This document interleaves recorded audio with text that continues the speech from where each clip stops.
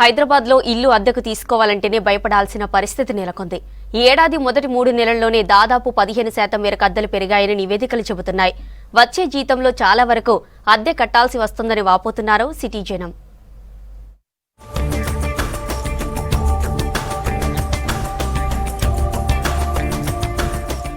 తెలుగు రాష్ట్రాల ప్రజలకు చదువుల నుంచి మొదలుకొని ఉద్యోగం, హాస్పిటల్స్, కోచింగ్స్ ఇలా అన్ని రకాల పనులకు హైదరాబాద్ కేర్ ఆఫ్ గా మారింది. దేశం నలుమూలల నుంచి హైదరాబాద్ కు వచ్చే వాళ్ళు చాలా ఎక్కువ. అందుకే అద్దె ఇళ్లకు భారీ డిమాండ్ ఏర్పడింది.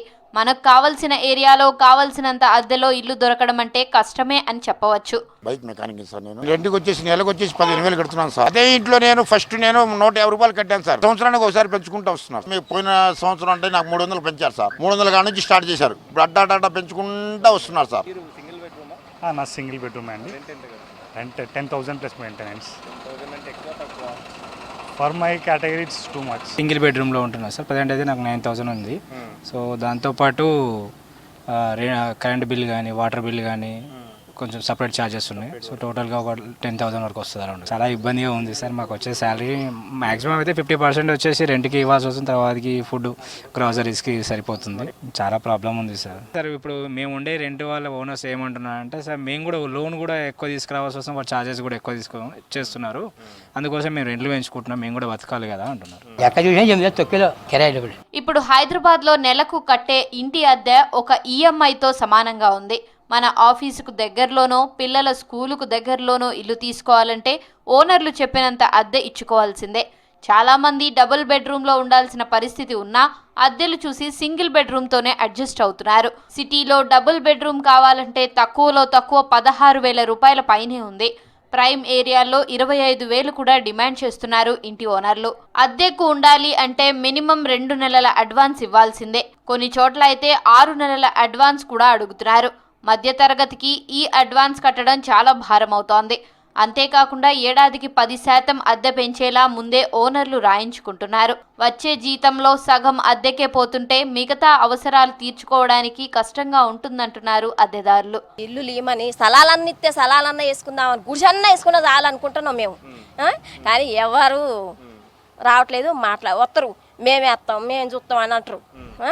ఎవడు ఏడు పూట తిని ఒక పూట తినకుండా అయినా అలానే ఉంటున్నాం. కట్టుకుంటారు ఇంటికంటే రోడ్ల మీద ఉండలేముగా. మేము స్టార్టింగ్లో వచ్చినప్పుడు ఎంత 1,500 ఉన్నాం. 1,500 నుంచి అలా అలా పెరిగింది. ఇక్కడే అంతటా ఉన్నాయి, ఎక్కడైనా రెంట్లు పెరిగినాయి. సింగిల్ బెడ్రూమ్ రెంట్ 7,000 ఉంది ఇప్పుడు. అంటే మేము వచ్చి 7 ఇయర్స్ అయింది. అప్పటి నుంచి ఏమి వెచ్చించలేదు వాళ్ళు. కొంతమంది హౌస్ ఓనర్స్ కఠినంగా ఉంటారు, ఇదంటారు అదంటారు. కొంచెం మా హౌస్ ఓనర్స్ కొంచెం మంచోళ్ళే.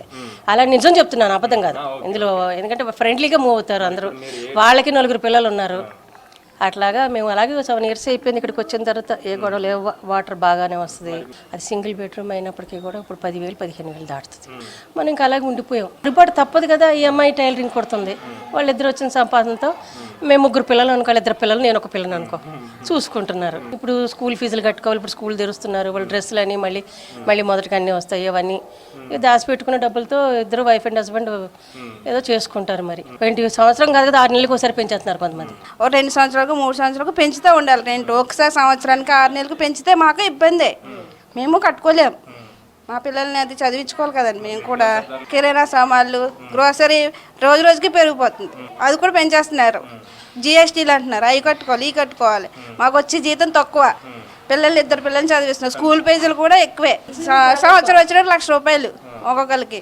ఎక్కడ కట్టుకుంటా ఇదే చూసుకోవాలా, అదే చూసుకోవాలా. ప్రభుత్వం ఏమైనా ఆదుకుంటే బాగుంటుంది. మరి సిటీలోని అమీర్పేట్, ఎస్ఆర్ నగర్, మాదాపూర్, కొండాపూర్, గచ్చిబౌలి, మణికొండ, కూకట్పల్లి లాంటి ప్రాంతాల్లో అద్దెలు భరించలేనంతగా పెంచేశారు ఇంటి ఓనర్లు. సిటీలో గడిచిన 6 నెలల్లో 15% అద్దెలు పెరిగాయని నివేదికలు చెబుతున్నాయి. కరోనా తర్వాత అద్దెలు పెరగడమే కానీ తగ్గింది లేదంటున్నారు పబ్లిక్.